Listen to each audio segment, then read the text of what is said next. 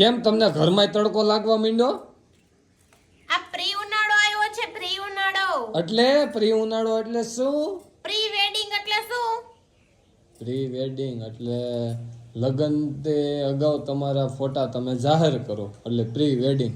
તો આ ઉનાળા પહેલા અમે બધી તૈયારી કરી લીધી છે ટોપી બોપીની. આને પ્રી ઉનાળો કહેવાય. ઠેક પ્રી ઉનાળાનો તમે પ્રી ઉનાળું કર્યું એવું મતલબમાં એમ ને?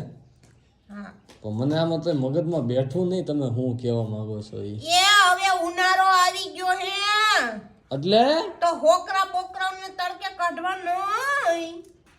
કેમ કે ઈને લાગી જાય તડકો. તો એને ઘરમાં રાખો. એને છોકરાઓને જ લાગશે, એની બાની તડકો લાગી જાય. તો તને લાગી ગયો તડકો? મને નહીં લાગ્યો. કેમ? મારા બચ્ચાને લાગી ગયો. એટલે ઠેક હા એટલે તું બધાને સલાહ દેવા બેઠી છો અત્યારે. એટલે હું ટોપી લઈને બેહી ગઈ છું.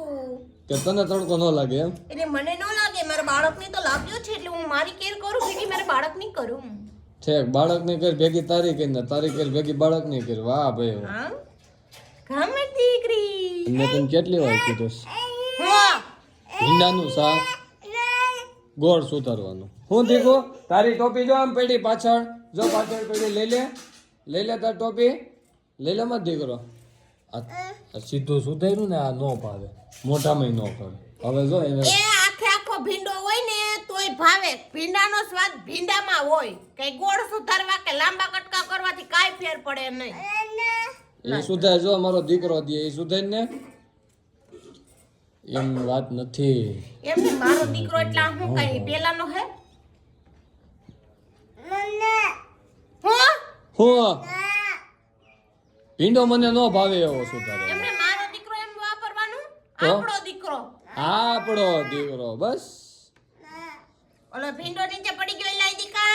એ હવે બાંધવાનું બંધ કરો. હવે તો ગામે કહે છે કે હવે તમે બાંધવાનું બંધ કરો. આપણે કે પાઈતા તો લો આવડો બાધી.